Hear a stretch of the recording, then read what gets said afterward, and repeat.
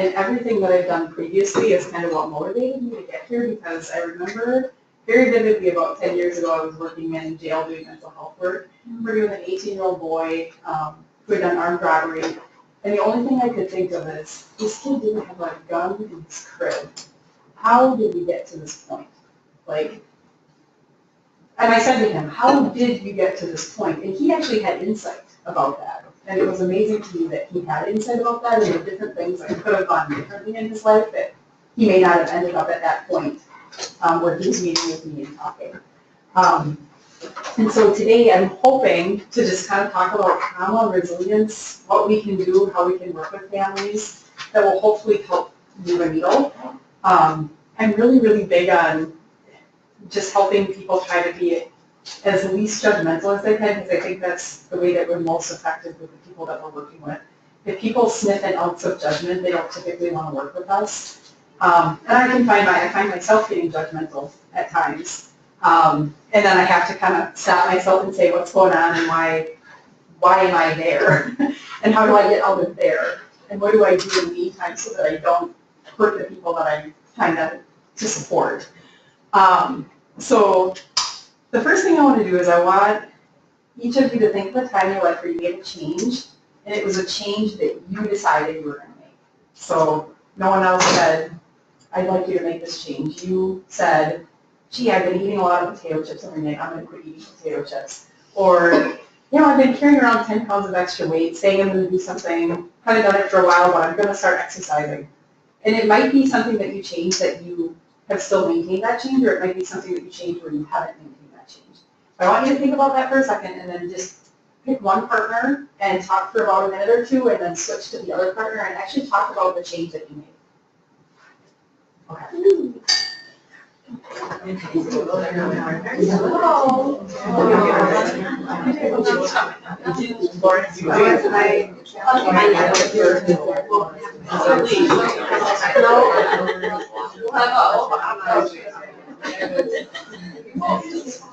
You check the box. I did not check the box.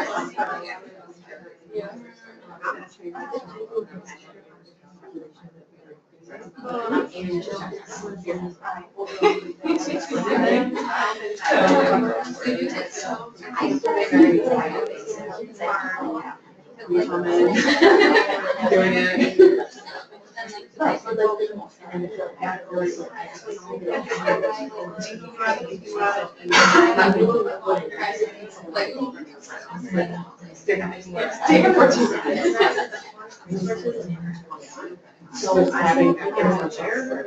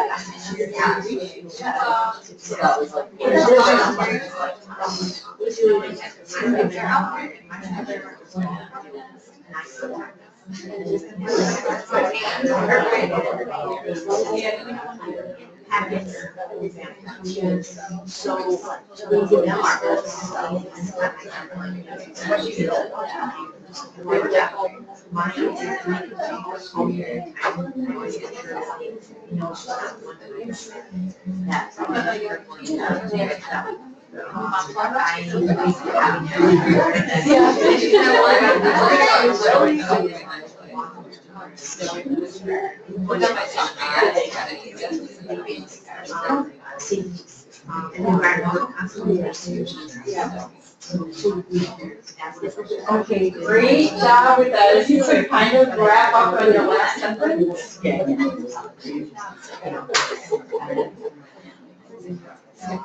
And then the next thing I want you to do with the same partner is I want you to think about a time in your life where somebody tried to make you change or force you to change.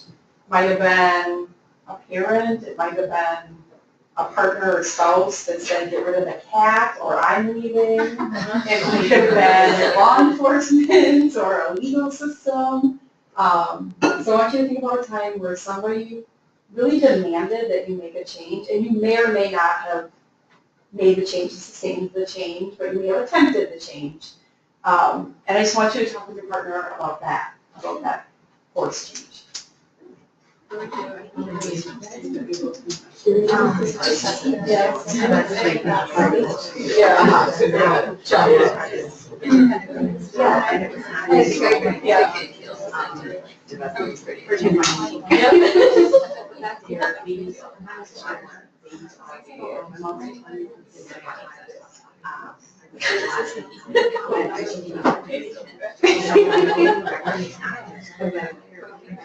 Yeah.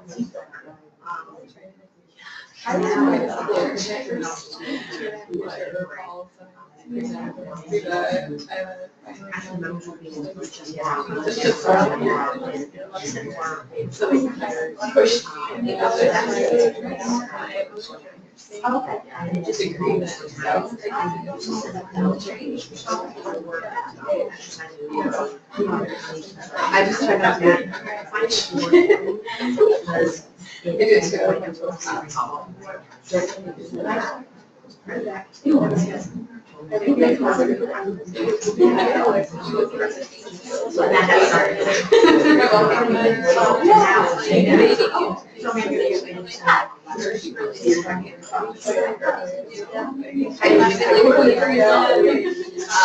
Okay, great job with discussing that with your partner.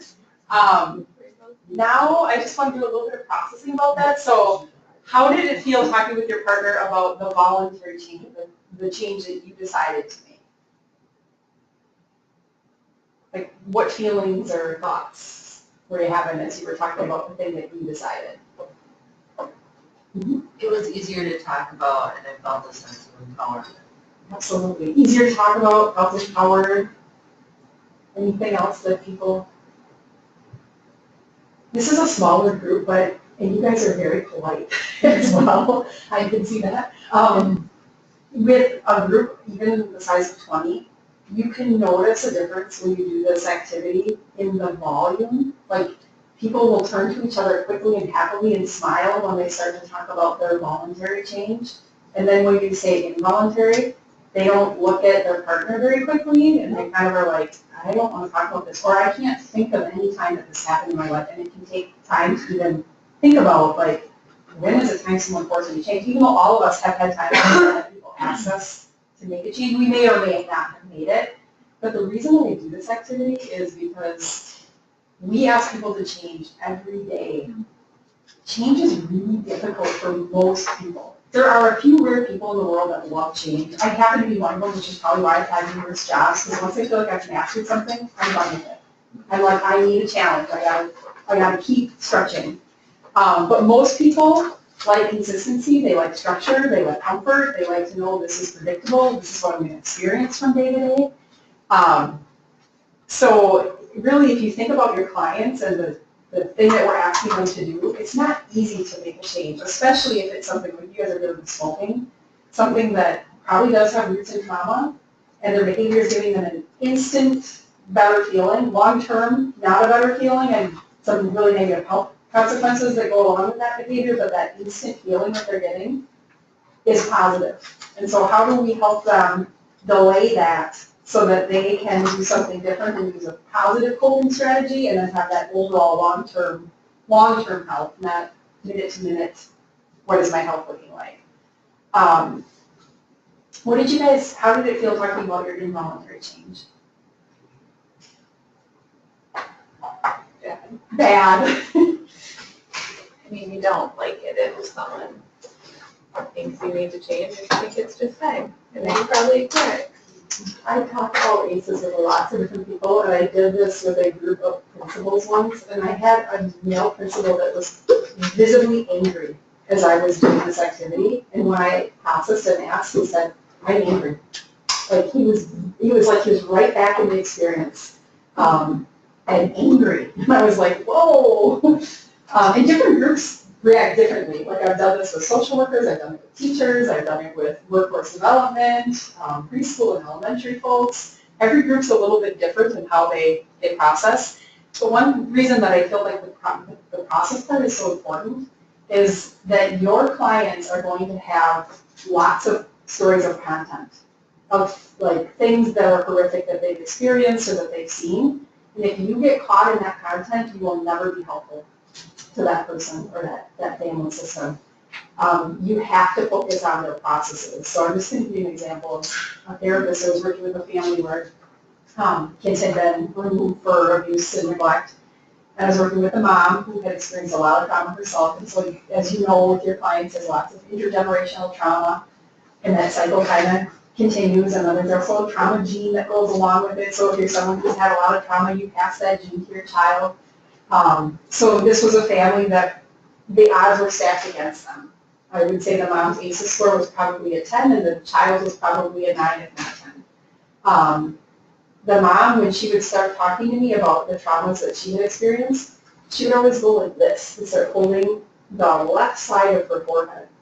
And so probably the third time it happened, I was like, oh, you noticing a pattern here.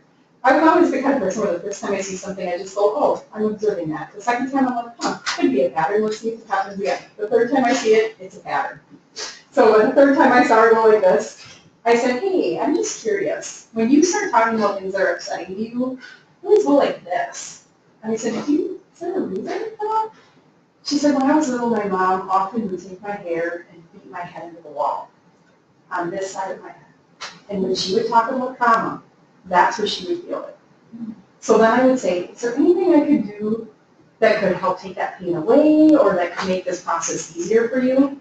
And she was like, honestly, I don't feel like I need to talk about my trauma. I feel like I need to know how to cope. And I said, perfect. We don't have to talk about your trauma.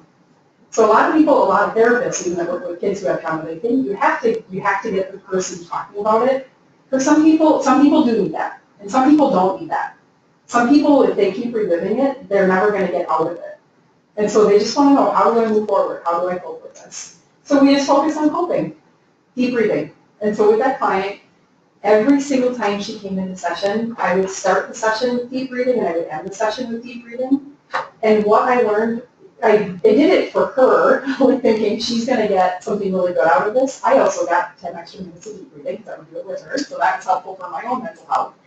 But she also, when she was breathing, it was an assessment tool for me, which is what I didn't intend. I could tell before she even talked if she had had a rough week or if she had had a good week based on how she was breathing. So I would go, seems like it was kind of a rough week. She'd go, how do you know? You're not breathing. She physically had a hard time breathing. If she had a good week, she was breathing really easy. I said, hey, it seems like it was a good week. She didn't have to tell me the content of what happened that week.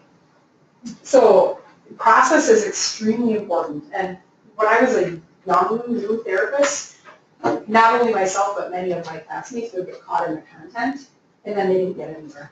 We had phones. We would do therapy. Dunn County here at all? No. Yes. So Dunn County, I went to school at Stout. They have double-sided mirrors, so the clients are in the room, the therapists are in the room, and then your professor and other students are behind watching, and they can phone in. So if we would get caught on the content, the professor would call in and say, process, not content. You go, oh yeah. Don't get caught up in this person hit that person, and this person said F you, and this person, you know what I mean, because that's not going to get you anywhere. So process is super important. The other thing that I like to look at is the stages of change. So we talked about changes, voluntary and involuntary, and just by a show of hands, how many of you have maintained the change that you decided? Like to this day, you're still doing that behavior differently. Okay, it's lower than usual. And then how about for the involuntary change? How many of you have maintained that change? One. Interesting. Sorry, I did this last night with 4-H volunteers, and 95% of them maintained the change that they chose, and 50% of them maintained the change that somebody forced them. And I was like, wow, this room, it's different, but that's okay. That's not good or bad, that just is. And change is hard to make, and it's hard to sustain that change. So the stages of change, pre-contemplation, that's where you don't even know there's a problem. So I want you to think about the changes that you made and try to apply these stages to that. That's where you don't know there's a problem. Stage 2, contemplation. That's when you're thinking there might be a problem. Stage 3 is preparation. You're making a plan for how you're going to address it. Stage 4, action. You're actually doing something different. And stage 5, maintenance. You continue the action, and then they also build relapse right in. Because people often, if you're making a change, you will have a point where you're stressed out and you're going to relapse. So this is wonderful for smoking, when you apply smoking to this, because you can probably think of people that you've worked with for years that maybe have been trying to quit for years, that maybe have successfully stopped and then started again, or stopped and started just temporarily and then quit again. I think the big thing is it their choice to change or is it somebody else's choice to change? So if it's their choice to change, it's going to be easier and quicker to go through these stages than if it isn't their choice. My biggest addiction in my entire life is cheese. I love cheese. I grew up on a farm. We live in a great state full of all kinds of wonderful cheeses. And I like every form. I have never had a cheese I don't like. I love cheese. So if I can apply my cheese addiction to the stages of change, pre-contemplation from birth to 19, I did not know there was a problem. I was liking cheese. Things were wonderful. At age 19, I got my first cholesterol check. I was running 6 miles a day. I was 5'10" and like 120 pounds, and my cholesterol was 250. That was a problem. Then I started thinking there might be a problem. I did not make a plan for at least 6 more years. My cholesterol kept going up. I was 19, I really didn't care. I thought, I don't have to worry. Like when I'm 60, maybe I'll start to worry about my cholesterol. But at 19, I don't think this is a big deal.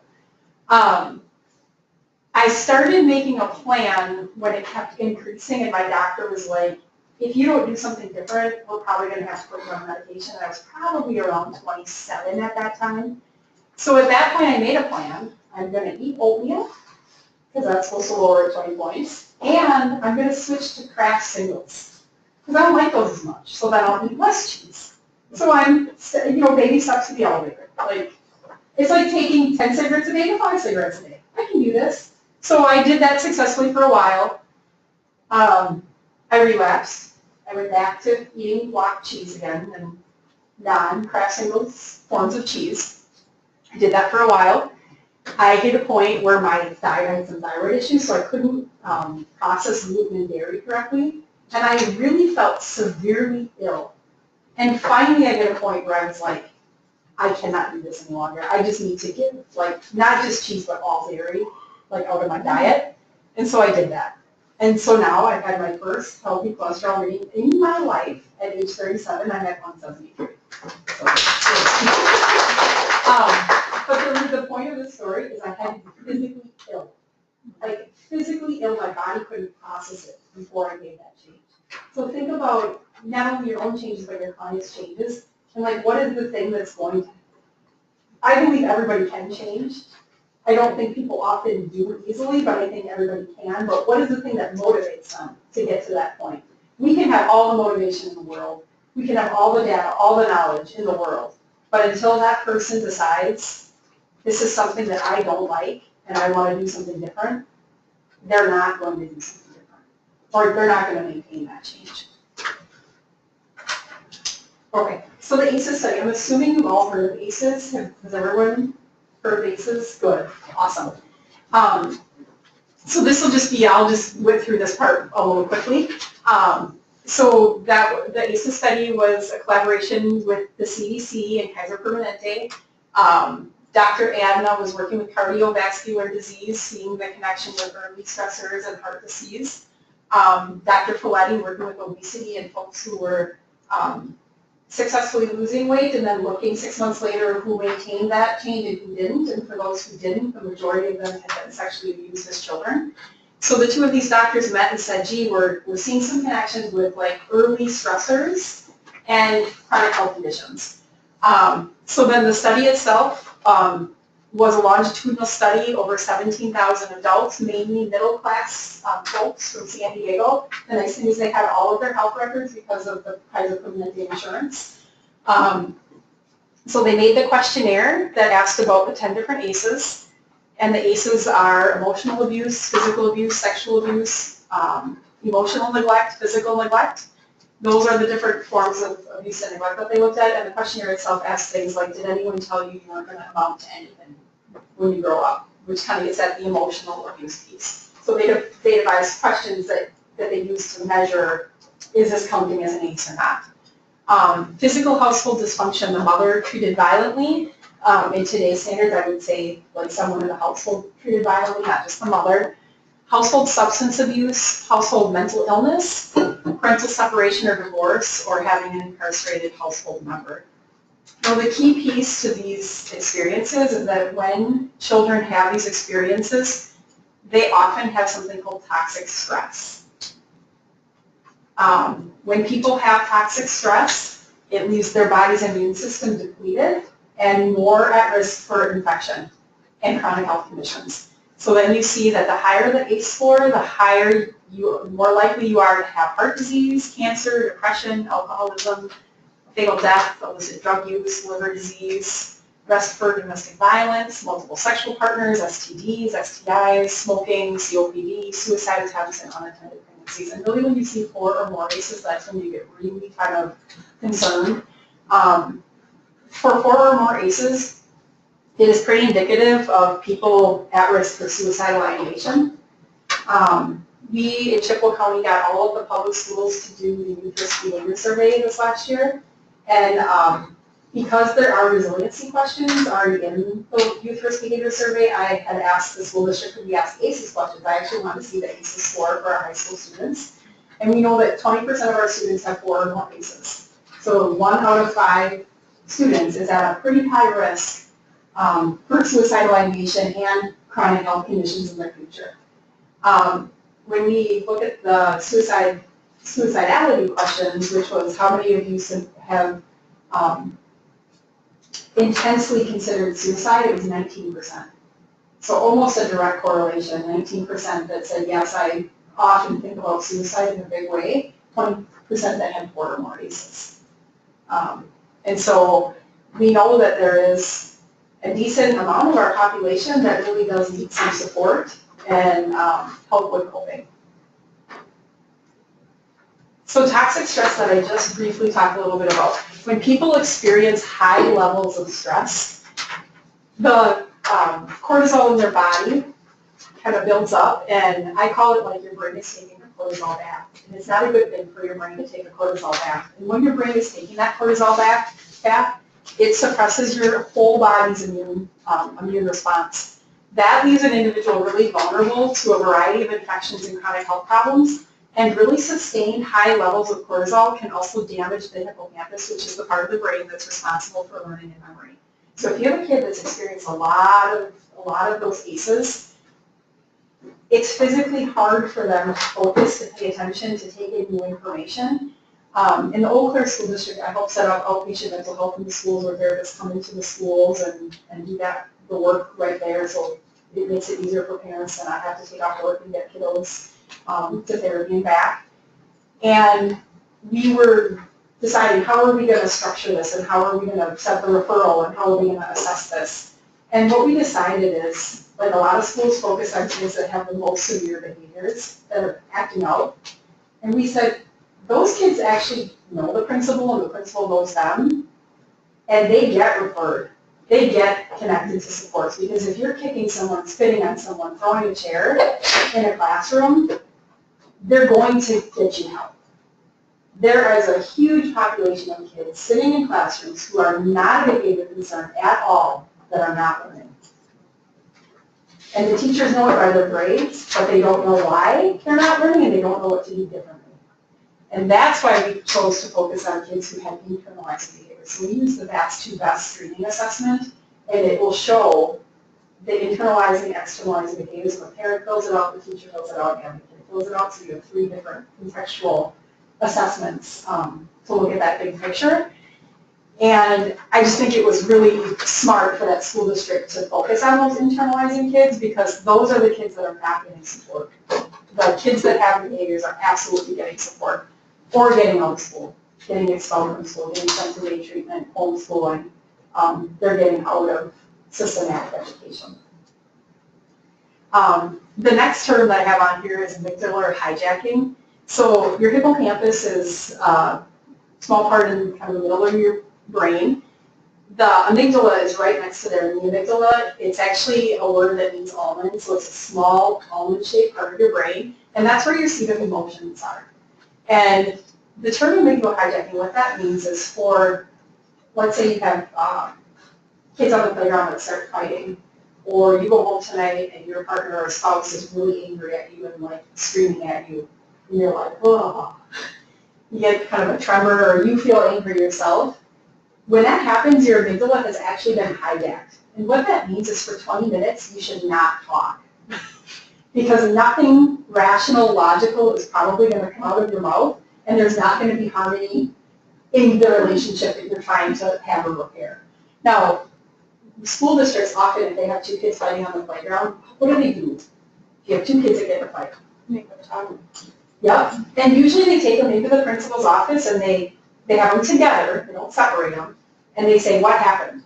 And how does that go? Well, it doesn't go very well. And part of the reason it doesn't go well is because of amygdala hijacking. So if they separated the kids for 20 minutes and talked to them individually, they probably would get somewhere. And they could bring them back after the 20 minutes to try to repair the relationship, but doing it before that is not going to be helpful. And couples, adults, often are smart enough to take a break, but they don't take a long enough break. So in my experience, and the way of doing couples counseling when couples are fighting, they'll say, okay, we need to take a break, but they'll come back after 10 minutes rather than 20 minutes, and they'll get one or two calm sentences out, and then it goes right back to the argument. And so if people could just take a 20-minute break, their body could physiologically recover, their amygdala would be less hijacked. Christina, can I tell a story? I actually tell a story about you when I talk about amygdala hijacking. Well, I want to hear it. I talked with you about it. It'll ring a bell. Yeah. So there was a day where Christina came to me and she said, I had a phone call from a really angry lady and she's got an attorney and you remember this? Oh, yeah, I do. And she said, the woman screamed at me for 20 minutes. And I'm like, huh, 20 minutes, that's interesting. And then, and you were kind of elevated when you came to me. And I remember saying, whoa, whoa, take a deep breath first. So she took the deep breath and she started telling me the story. And I said, and I don't think you were at the all staff where I presented this. No, I don't think so. And I thought you were. So I said, does it ring a bell to you, 20 minutes? And she's like, no. And I'm like, well, there's a part of your brain, the amygdala. That woman that called you, her amygdala was hijacked. Because you're like, I can get a word in. She's screaming for 20 minutes. And when someone has a hijacked amygdala, you can't get a word in. So she said, oh, okay. And then I said, not only is her amygdala hijacked, she's now hijacked your amygdala as well. Because I could see you were flustered and you were. She said it to me. Yep, she said attorney. And I said, don't worry, we have an attorney too. So, and this was a great learning moment. And so then Christina said, well, what could I do? Like, what can I do when she's doing that? Because I've experienced that too in my career, people screaming at me and upset. And I said, well, typically what I do is I put them on speaker and mute. And I continue checking my email. And she goes, I can do that. I said, absolutely. I said, if you have to unmute, go, once in a while, feel free. You probably won't have to do that. Because when people's amygdalas are hijacked, they'll scream for 20 minutes. You don't even have to talk. They won't let you talk. They won't, and you also don't have to take on their anger, their anxiety. Now, I've had a lot of practice with people being angry at me. Being a therapist and working on a lot of cases where I give recommendations. Should this kid have time with their parent? Should they not? Should they have more time with their mom or their dad? I mean, I've had to make some recommendations that have really made some people angry. I've had lots of practice with angry phone calls. It's not comfortable, but the more you practice not taking it on, the better you get at it. Now I'm a pro. Now I can get a phone call, I can take it and say, oh, Tom's having a bad day. Go about my work. Because Tom's having a bad day doesn't mean I have to have a bad day. Okay, so here's just the chart, and I'm sure you've all seen this related to ACEs. At the base, you've got lots of ACEs. When you have a lot of ACEs, you're often going to see a child who has disrupted neural development. Now, as an adult, there may have been some things that happened in their childhood that helped them kind of recover and repair a little bit, or there might not. So there's a spectrum of people that have had a high amount of ACE scores. Some of them had supportive people in their life, maybe were really good at a sport or dance or an instrument, or got connected to a mentor where they've started to repair some things. Other folks haven't. So they might, even as adults, have a hard time focusing, have a hard time concentrating, have a hard time taking in new information because of that disrupted neurodevelopment. And we're going to go a bit more into the brain in just a second. When you see high ACEs and disrupted neurodevelopment, the next thing you'll see is social, emotional, and cognitive impairment. It's hard for kids who've had a lot of trauma to maintain a friendship. It's hard for kids who've had a lot of trauma to get good grades. It's hard for kids who've had a lot of trauma to talk about their emotions. They will either internalize them or it comes out in weird ways. When you see that social, emotional, and cognitive impairment, and this is usually apparent even in elementary school, by high school, middle school, high school, you'll often see the adoption of health risk behaviors. For those of you that are you're working with people trying to quit smoking, what is the average age they started smoking? Less than 18.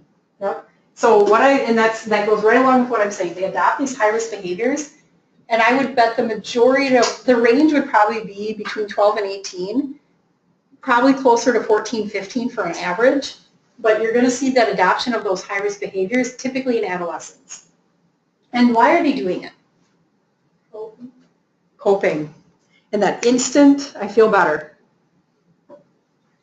After you see the adoption of the high-risk behaviors, that's when you're going to see the disease, disability, and social problems. So if somebody's got trauma, they're smoking, you're smoking a lot. I have an uncle, this is so crazy, great uncle, that I sat down and did a genogram with my grandparents because they're getting old, and I'm like, I don't have a lot of time left to get the family history down.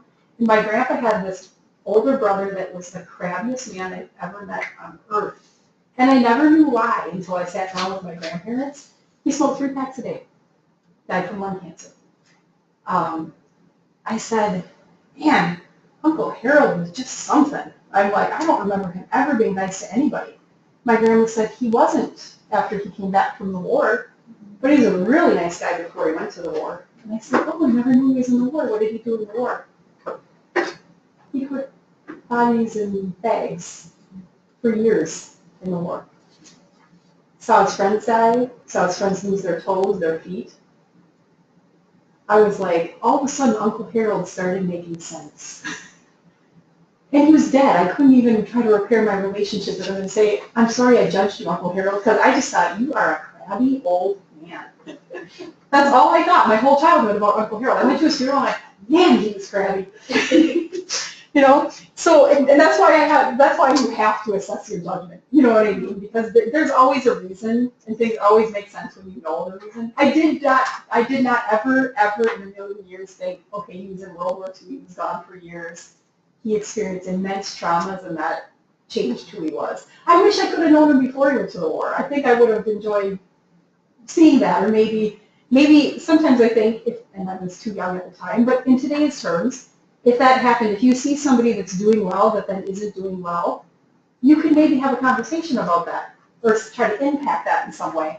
I don't think anyone even tried to impact that, to my knowledge, which is sad. Think of the miserable, I mean, he probably had 18 years of happiness and then he died at like 70. So he had like 52 years of trauma and the effects of trauma that made his life not so happy to live. And he had a son who committed suicide in jail, which I also didn't know until I sat down with my grandparents. And I thought, my grandparents know nothing about ACEs and trauma. And I'm sitting here, ding, ding, ding, ding, things are happening in my brain as they're talking. And they're looking at me like, what? Well, this makes sense. This guy had trauma the entire time his kid was growing up. The kid had genetically had trauma and intergenerational trauma. I do think that's part of the reason the kid probably committed suicide. Okay, now we're going to go into the brain development. So I love this picture because our brain, when we're born, we have 100 billion brain cells, but they're not connected.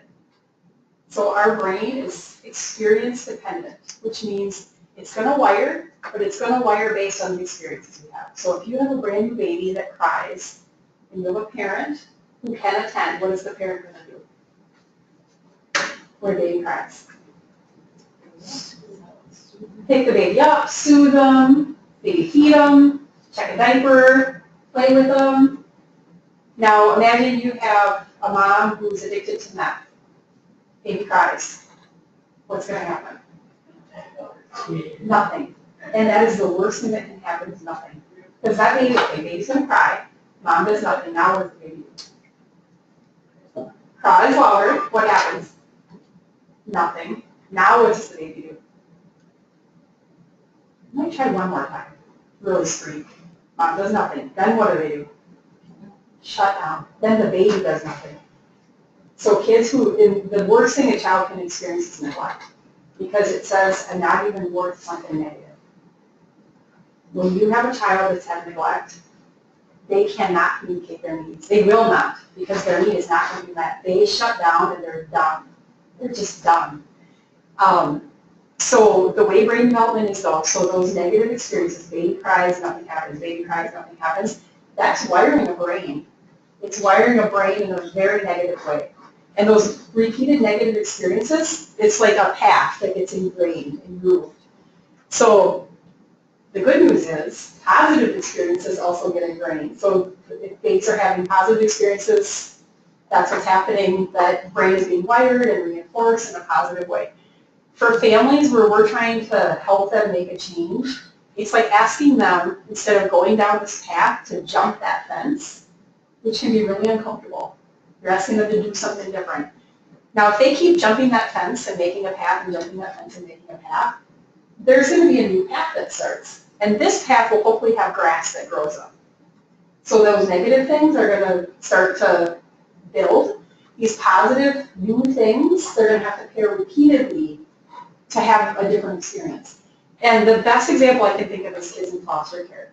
So like, first of all, I don't think foster parents are given this training, or they probably wouldn't do foster care, because there's a honeymoon period in foster care where a kid comes into a family and it's like, things are great, things are wonderful. 2, 3, 4 months later, after the kid is starting to actually feel like, holy crap, this person cares about me or loves me, that's scary. I haven't felt that before. And they freak out. And they do all kinds of negative things to test the person. Do you really love me? Are you really going to be here? Are you really going to follow through? And then the foster parents go, holy crap, what's happening? They were so good. And I don't know, did I do something? Did I change something? Is there something wrong with them? Do I need to get them an assessment? Like, it's confusion for the foster family. It's like, what happened? I didn't know this was coming. And what it will take for that foster family is we're going to retain that child, which is why you see so many foster families that then drop off or say, I'm not doing this again, or I can't keep these kids. And they want to keep the kids, but they hit a point where the behaviors are so intense and they don't know what to do that they say, I can't do this. I can't put my husband or wife through this. I can't put my other kids through this. I can't take this stress on a day-to-day basis. And then what does it say to the kid? Her family didn't love me, my foster family couldn't handle me. I worked with a 17-year-old that had been in 21 different placements. He lit kids on fire. And again, I couldn't get caught in the content. I had to look at the process for that kid.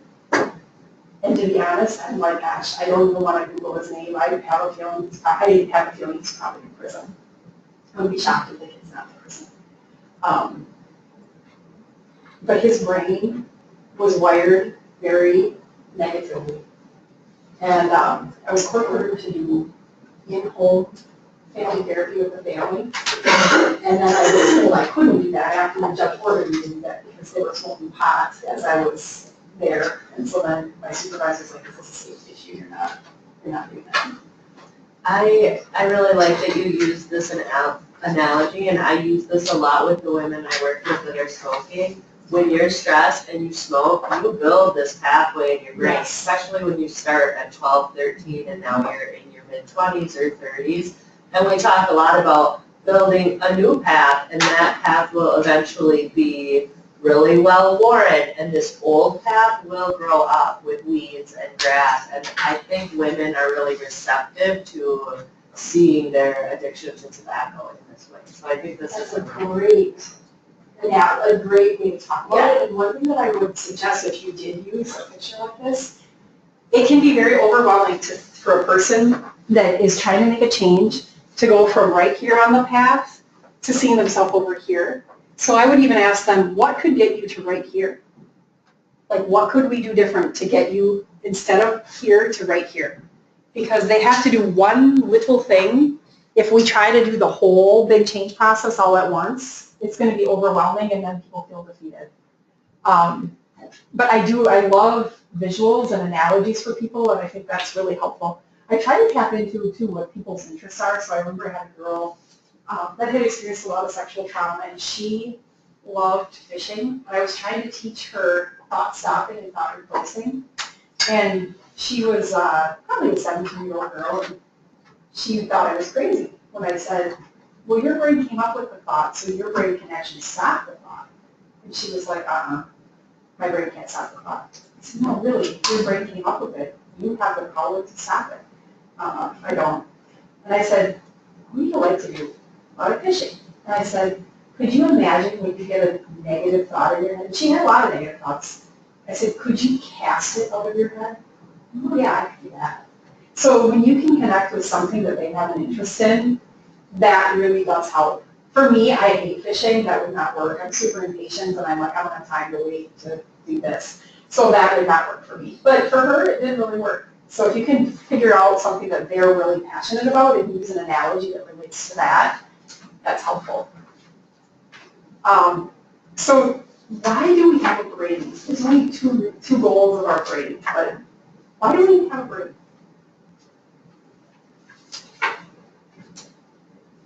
Lots of reasons, everything you do. That's exactly right. No one's ever worded it that way, but I love it. It's everything you do, you need a brain for. So the first reason we have a brain is survival. You could not sit upright, you could not breathe, your heart would not be beating if you didn't have a brain. I've worked with babies that are born without a brain or a brainstem and they don't live long. Like, you need a brain to live. You cannot function without a brain. Now, so I always say the first goal of the brain is to survive.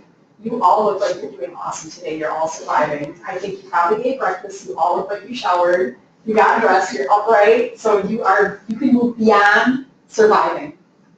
After you survive, then you can. You're all like you're awesome. You're multitasking here. You're crocheting, knitting. So you can knit.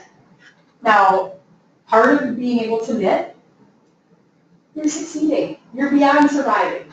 You got up, you showered, you can attend to another task. For kids who have a lot of trauma, they can't move past survival. So like those kids that I was talking about that are sitting in the classroom and they're not taking information in, part of the reason is they're scanning their environment constantly for safety.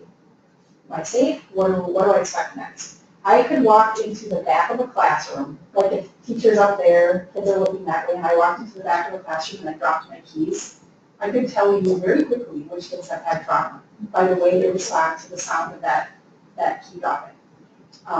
And you probably can see it, sometimes you can see it in coworkers, you can see it in clients, that they're hyper vigilant. They're constantly, oh, what's going on? I worked with a woman once and she was like 70 years old, a supervisor, and she was the jumpiest person that I had ever met. And I thought, man, this lady has had to have a lot of trauma. And in the years that I knew her, she shared a little bit here and there. And I'm going to find out she lived in a very, very, very unsafe domestic violence relationship. And she said to me, I will never go anywhere without money in my pocket and keys in my pocket. And she constantly surveyed her surrounding for safety. Constantly. And you'll see kids do that as well, where they've had a lot of trauma. Okay, this stuff I already talked about, the brain development and the brain's experience dependent, the chronic negative experiences that you need to jump that fence. The good thing is the brain is really flexible. So the younger the brain, the more flexible it is, and it can take on new experiences and change easier than the older brain. So the longer you practice that behavior, that groove gets deeper, deeper, deeper, the longer it's going to take to shift that. And the longer a child's been exposed to certain behaviors or feelings, oh, can you hear them? Yeah. It's up at the front. Oh, thanks, Nathan. The deeper the grooves in those paths are going to be. And I like to think of the Oregon Trail. Like at one point the Oregon Trail didn't exist, and then people started taking the wagons over and over and it runs that trail. And that's exactly what life is like.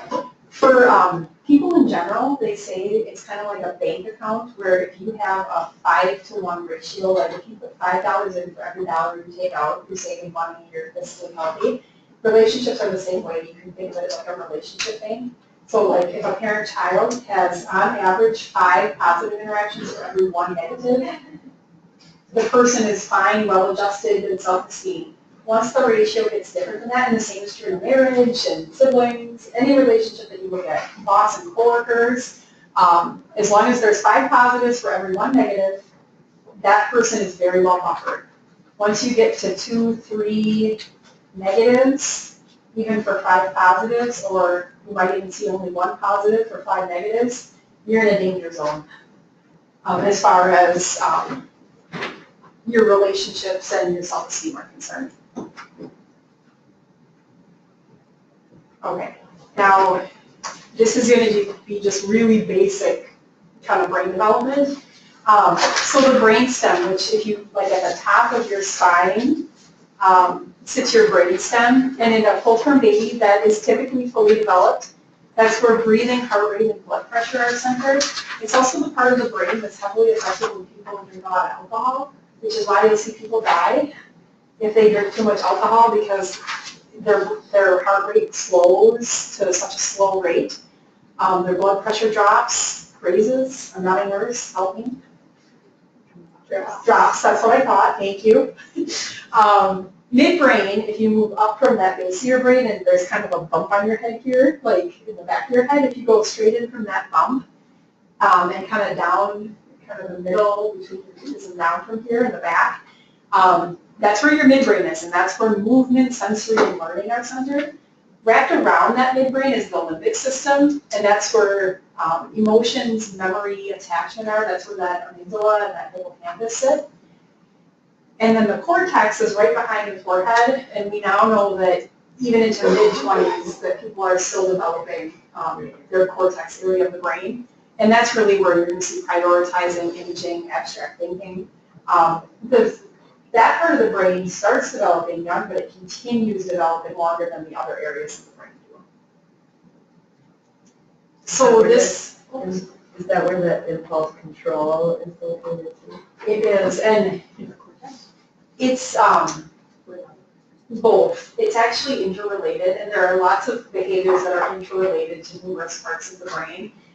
So impulse control has parts of it in limbic and parts in cortex. So it's being able to stop when you're angry, to pause, to then think. So some people can't get past the limbic part because they're so angry they don't know what to do with it. I spent 1 year of my life surrounded by jail and police officers. I called it the year of the angry man. I learned so much about angry men in that 1 year time, and it was really fascinating and wonderful, but I couldn't wait to get out of it either. I was like, I gotta get away from angry men, like I'm gonna go nuts. But it helped me so much in working with kids because anger is a secondary emotion. So anytime you see anger, something else was there first, but it happened so fast that people don't even know that there was something that happened first. So anger is a secondary emotion. There's always a primary emotion before anger. It might be rejection, it might be jealousy, it might be anxiety. Often for kids it's anxiety. They get anxious and then it shows up as anger. So getting anyone who has that anger reaction, the first thing you want to do is help them pause and think like, what am I really feeling? You know, anger is what people are seeing, but what's happening before that anger? So what I usually do with kids is I say, I take out a piece of paper, markers, and I say, can you draw a tree? And they draw the tree, and kids never put roots on their tree. They always draw a stem and like this. So then I'll say, okay, so the tree is like anger. That's what you can see. But how is this tree being held up? And they'll say, oh, roots. And I'll say, can you draw the roots on the tree? And then do. And then we put the words on the roots that are jealousy, rejection, anxious, worry, whatever words they use, mad. Kids will say, I'm mad, I'm sad. You put those words kind of labeled on those roots. And you can do this with adults. I've done this with many adults who struggle with anger as well. And it's helpful because then they go, oh yeah. And once they can identify that there's that something that's first, then they can do something different. They don't even realize it. They don't even know what the feelings, they didn't know that there was a primary or that first one that was there. Okay, so the different parts of the brain that we talked about, this is like the way development happens. It starts at the brainstem, it moves to the midbrain, it moves to the limbic, it moves to the cortical, and then about, when you look at the cells in the brain, it's proportionate to about these sizes. This is for a person who has not experienced a lot of ACEs. This is somebody who's had like the 5-to-1 ratio, 5 good for every 1 bad. The next slide is going to show for kids who've experienced a lot of ACEs what their brain development looks like. So I'm going to flash kind of back and forth. This is the non-trauma brain development. This is the trauma. What do you notice that's different about the child who's experienced the ACEs or the trauma? Midbrain. Is that bigger? So the midbrain's a lot bigger, and to look back, midbrain is for movement, sensory, and learning. What I will tell you is for kids who have trauma, that midbrain being bigger is not the learning part of the midbrain. It's the sensory and it's the scanning for safety. It's the constant looking at their environment to say, what do I need to do next? What do I need to prepare for? How am I going to act? What else do you notice about from the non-trauma brain to the trauma brain? Brainstem's bigger. And if you took the heart rate of kids who had trauma compared to kids who didn't, I would put money on that their heart rate is higher. And that a lot of times when kids are anxious, their heartbeat is faster. I remember one really sweet girl, she was such a sweeper. She saw her dad have a heart attack and die in front of her, and she had a lot of anxiety after seeing the dad die. And I was asking her, like, what her coping is. Because a lot of times people have some coping or parts of coping that you can expand on. And so I said, well, what do you do? Because she's having panic attacks at school. I said, what do you do when you can, we talked a lot about her body, where she feels it in her body. How do you know when this is going to happen? So my heart starts to beat fast, my arms get numb. She was really good. I actually take a body map out and I have them draw or put X's where they feel it or color it where they feel it. And when you do that, it helps them identify this is starting, and then you can help them know what to do different. So then I said, is there anything that you do that helps you when you start to feel that way? She goes, I go like this. So she kind of deep breathes, but she closes one off, but breathes. And she said, but it looks kind of funny, and then I'm afraid kids are going to make fun of me. And I said, that's okay. And I said, do you think your teacher would be okay if you felt that way if you just put an eraser on your desk? So that's the cue. You put an eraser on your desk, and you just step in the hallway. The teacher can still see you. And you just do your deep breathing, and then you come back in when you're done. Yeah, I can do that. Voila, kid had a solution. You know what I mean? It amazes me how even really young people have solutions for their problems. And a lot of times we just don't ask. Well, like, what do you do? Or what helps you? Or what do other people that you know do? Let's see. There was one other thing I wanted to say about this, though. Oh, the big difference, too, with a person who's experienced trauma in their brain development is that cortical area is much smaller. So the abstract thinking, the reasoning, the logic is much harder. This is just a slide that shows, again, that you've got those 100 billion brain cells at birth. Far left is the newborn baby. And then you can see 1 month old, 3 months old, 6 months old. Look at the complexity of a 6-month-old brain already. Those are really, really, they're wired. I mean, by 6 months of experience, and again, those could be really positive, they could be really negative, they could be kind of in the middle. One other really cool feature of our brain that we aren't usually aware of is called pruning. So at birth, again, very few cells. A 6-year-old's brain actually looks more complex than a 14-year-old's brain, because around age 11 or 12, our brain decides to prune. Now, I think of pruning with my shrubs, and I'm like cutting off the excess and whatnot, and that's what our brain does. So for a child who's had a lot of really positive experiences, when they're 11 or 12, when their brain is going to prune, what do you think they get rid of? Like if you've had the 5-to-1 ratio, 5 positives for every 1 negative, and your brain's going to get rid of some things, what do you think it gets rid of?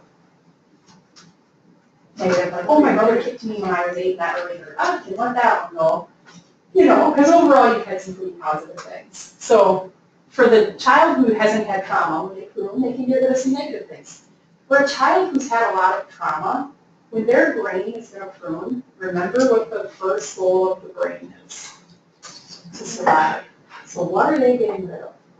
Paths that aren't used very often. Paths that aren't used very often, and they're going to retain anything that related to a situation where they felt unsafe, where they felt anxious, where they felt harmed. They're going to hold on to that tightly, because that's what gives them peace. And that might even, it's sensory information, it's different smells, it's different sounds. There's a little girl too that, a 5-year-old whose parents were violent with each other, and she would get off the bus and she would, I remember saying to her, like, how do you know, she had some strategies for how she would deal with things, and when she would get off the bus, she knew if she should go home or not based on an indicator, and I asked her, well, what's your indicator? She said, the curtains. And I said, tell me more. Well, if the curtains are open, I go home. And if the curtains are closed, I go to the neighbors. I said, well, what does the curtains being open mean?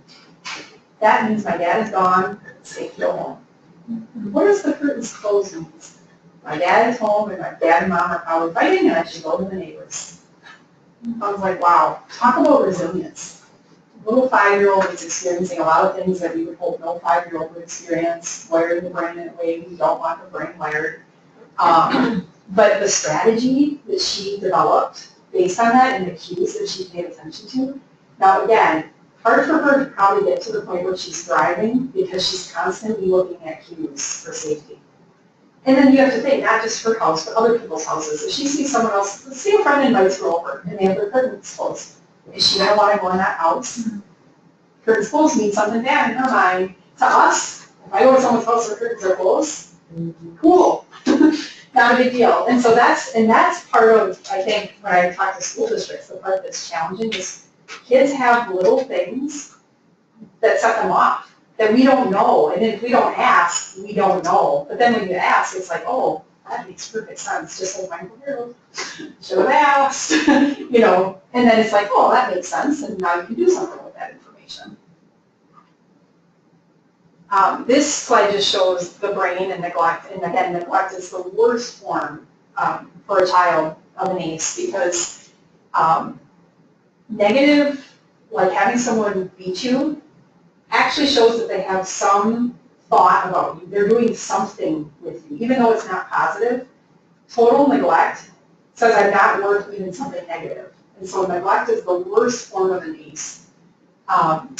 This is a brain that shows neglect of a child where it's the right side, I don't like the word normal, the right side is a non-traumatized child's brain at 3 years old. The right side is an extremely neglected child's brain. And there was I worked with a 3-year-old once that I remember I was pretty new as a therapist and I was like, I don't think I can help this kid. When she came in and I was like, this is out of my realm, I think I need to refer her somewhere else because I didn't know the whole story, but in the first 5-10 minutes she was in my office, she had taken all the clothes off the doll. We had a dollhouse, and kids will replay their trauma often. So she'd taken all the clothes off, she's holding them under hot water, kids screaming, and she's still holding them under hot water. People in bed with each other, locking people in closets and holding it shut while people are screaming. She played all this out in the first 5-10 minutes, and then she bolted out of my office, like bolted. I was like, holy crap, I gotta get to the parking lot, like, make sure this kid's okay and not being run over by a car right now. I did not think that this kid, I felt hopeless, I'm not gonna lie. I felt like this is just a very hopeless situation and this is not gonna get better. This kid is now in 5th grade and goes to the same elementary school as my son. So when I go to music things and Christmas festivals and things like that, she always comes up to me and says hello, and she's thriving. And I would have never guessed that this kid would be thriving. And I think the biggest and the main difference for her is people went to jail for the abuse and neglect that happened, parental figures. She had a grandma who stepped in, who was consistent. I was scared to death because grandma had a lot of health conditions herself. Found out from meeting with, grandma was step-grandma, and I said, can I meet with your husband? I really want to meet with your husband. She said, yeah. So he came in, come to find out, he grew up in foster care. At a time where foster care wasn't very prominent in the United States. And, I mean, there was a whole history that made this make sense. And I taught her coping. I taught her how to talk about her feelings and coping. And I worked with her intensively for 2 years. And I think the pairing of being out of the abuse and neglect, having the grandma, knowing how to talk about feelings and cope is what has enabled this kid to thrive. And so it's like any situation that you're seeing that can feel really hopeless, there is a way. You might not know the way, and it might take time to get to the way, and it might take more than you. It might take 3 or 4 joint efforts that go along with your effort to make that change really happen. But it is possible. And I'm just really happy for that kid. I mean, to be honest, because this is a kid that if those 4 things didn't happen, she would be in jail. And her mom's in jail. Not for the abuse and neglect. She was with dad and stepmom. They're in jail for the abuse and neglect. Mom is in jail for a different reason. But this kid, when you look at her family and the patterns, this kid has had a lot of cases, and she's at a very, very high risk. And she's a kid that may have fallen through the cracks, and even in the educational system. But thankfully, she was connected, and she had a caring, loving, consistent household. And it took a lot of parents, and it took a lot of work for me with the grandma. I worked more with the grandma than I did with the kid I worked more with the kid the first 3 months, and then grandma from 3 months to a year, and the kid as well, but intensively with the grandma during that time. Because she had many days where she thought, I can't do this, and I'm burned out, and I can't handle her behaviors, and I kept saying, it's going to get better. It's going to get better. Let's just keep jumping the fence. And it did. So good for the grandma for holding me true to it, because a lot of people do give up. So the actual word trauma is a Greek word that means a wound, and in medical terms, it often is described as an injury, and psychologically, it's defined as a deeply disturbing or distressing experience. It's interesting that there are people who experience traumatic events and they are not traumatized. So by show of hands, how many of you have been in a car accident? About half of you. How many of you think you were traumatized from that accident? So about half of you that have been in an accident. How many of you feel like you're in an accident you weren't traumatized? Great. Now, why is that? I mean, we could do a huge case study and probably learn a lot from this example, but it's interesting because there are people who experience events that can be traumatizing and they're not traumatized, and there are people who experience events that can be traumatized and they're traumatized. Right now, my brother was in California. They have a fire. They had to evacuate their home. My niece, they had to pick them up from school yesterday, stay in hotels. They have all their most important belongings in their 2 cars, just in case their house burns down. And I'm sitting here thinking about trauma and going, oh my gosh. I said, you come to Wisconsin, just get on a plane. I don't even want my niece there experiencing that. Do you know what I mean? It's like, when you know things have the potential to create trauma, you just want to avoid that trauma at all costs. My son, I lived in Milwaukee when I had my son, and there was a grocery store that had a cow that you could push a button and the cow would move. And I did not take him the very first time that he went to experience this cow mooing, his grandpa did, and I did not know that he had been traumatized by this cow. So the next time I'm in the grocery store, pushing my cart along, probably a year and a half, some other kid pushes the cow. He doesn't know it because his back, I can see the cow, but he can't. He's looking at me. He looks like he's going to die. I mean, he was terrified. And I was like, I don't know what just happened. So I'm comforting him, making him feel better and whatnot. And then, next time we were there too, the same thing happened. And I was like, he's been traumatized by this cow. I don't know why. I don't know what brought that on for him. So it's important to know that sometimes things that you don't even think would create trauma do create trauma. There are other times you would assume someone's going to be traumatized and they're not. I've been in 2 car accidents, one where I almost died and one that was less significant. The one where I almost died, I was not traumatized. The second one, I was horrifically traumatized. And I don't know why. I don't know why the first one or the second one made a difference. So there's a lot of factors that play in. It might be other stressors that are happening. It might be the fact that it happened twice and it's like, the first time I thought, oh, this never happens, and the second time I'm like, holy crap, this happened again. So there's just so many factors that play into if someone is going to become traumatized or not. Trauma and resilience, and that's I'm sorry, why am I ahead of myself? Probably because I did this presentation last night and I'm like on fire, sorry. So for kids who've had trauma, it's really important that we build resilience, we strengthen relationships for them, create safe environments, help children cope with loss, and help parents cope with their own trauma issues or the guilt that parents might feel. So anytime something bad happens to a child, a parent is naturally going to feel guilty. So let me just give you an example. Let's say you've got a child and your neighbor says, hey, it's my kid's birthday, we're going to Wisconsin Dells. Can we take your kid along? We're going to go to a water park. And you say, yeah, that'd be cool. They're 10, they like water, they got a swimsuit. Get them in the car, they go. On the way there, they have a van, they get in a car accident, everybody in the van dies. What do you tell yourself as a parent? What's the very first thing you say to yourself? My fault, and why did I let them go? It's my fault because I said yes. I could have said no, they can't go. Well, who's going to say no, you can't go to a birthday party? You're not thinking something like that's going to happen, but when that thing happens, as a parent, it doesn't matter if you caused it or not, you are going to blame yourself. My son had some incidences of being bullied at the bus and the playground. I was like, maybe I need to homeschool him. Is school a safe place for him? You know, you start to like go to different places of like, what's my role as a parent and how do I keep my kids safe? Whenever something bad happens. Now, did I have anything to do with the kid shoving him in the seat and sitting on him or stomping on his back? No, I didn't. I had nothing to do with that. And I had to ask myself as a parent, how am I going to follow up with this? So what I did, because they were my neighbor, and I like her, and I know the kid has seen domestic violence, and I said, hey, she knows what I do for a living, she's already asked me for referrals and resources previously, she's no longer in that situation, her kid still has some of the behaviors of that. I said, is there anything that I can do to be supportive? Is there any way that I can help? You know, refer her to different people, just kind of met with where she was at. She feels awful. She feels shameful. She feels bad. She'll text me whenever something happens. I'm really sorry. I heard my kid did this to your kid. What do you do? I mean, how do you keep your kid safe, but also understand ACEs and what this other kid who's 8 years old, who's done nothing wrong, he's experienced things that he shouldn't have experienced, and his brain's wired a certain way, and he doesn't know how to control his anger. Maybe I should do a presentation for her. I'm just kidding. I'm not going to do that.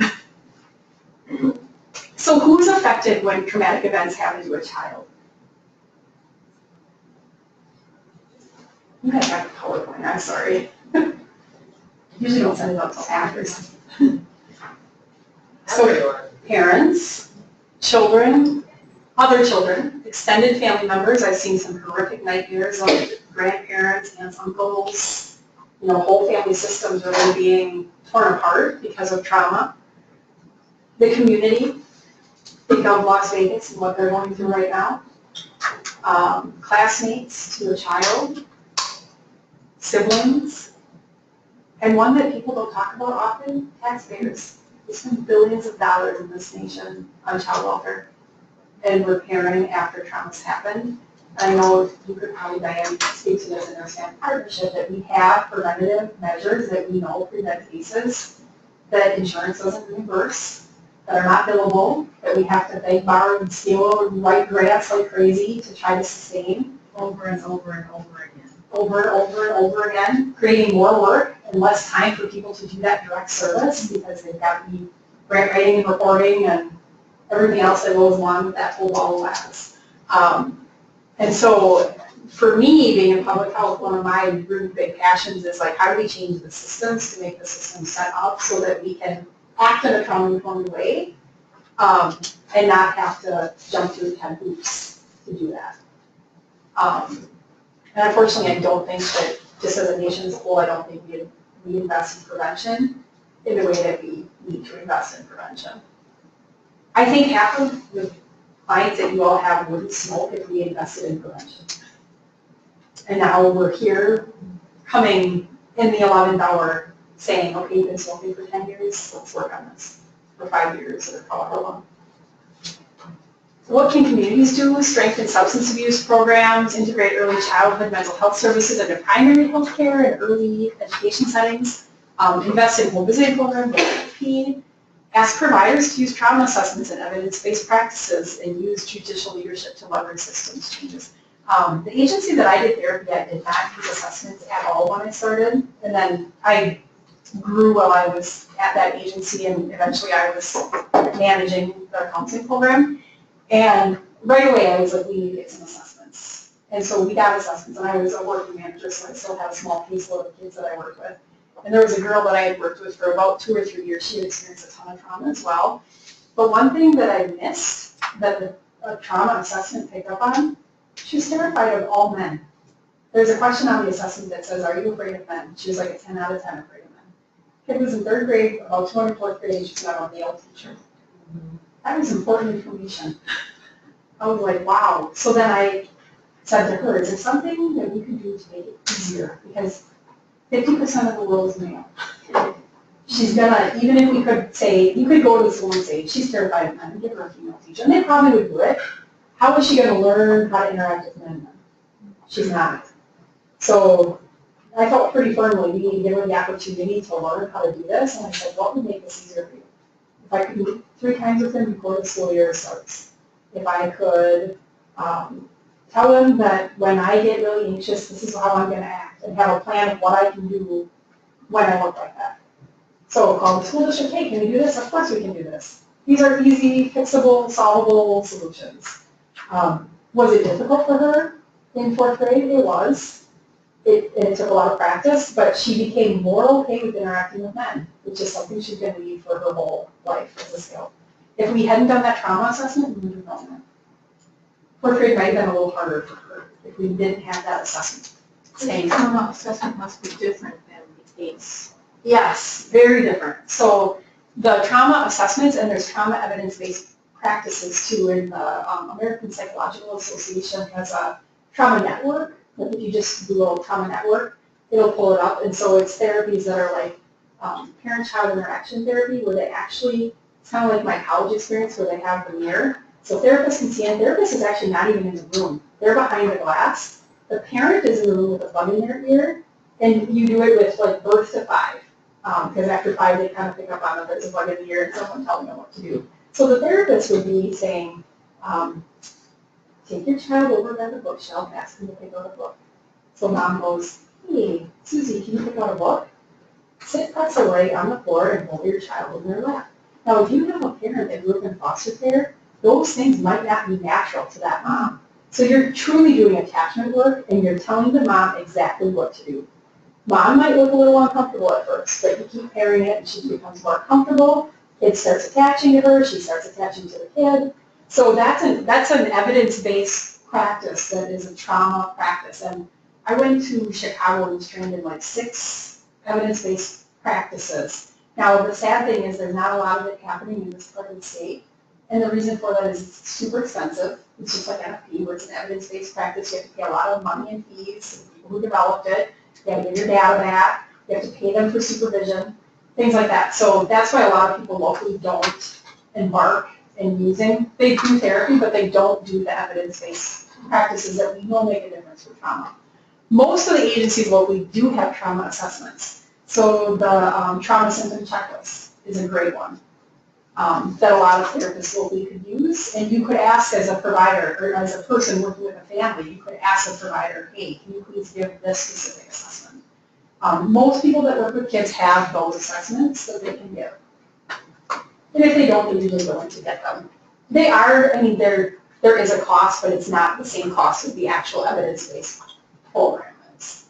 You said to Google trauma system checklist? The trauma system checklist, if you Google it, I'm sure it's copyrighted, so I don't know if it'll show you everything that it asks. But if there's a trauma network. If you type in trauma network, it'll pull up, and there's all kinds of trauma resources on that network. Or if you go to the APA, American Psychological Association, and put in trauma resources, that would come up too.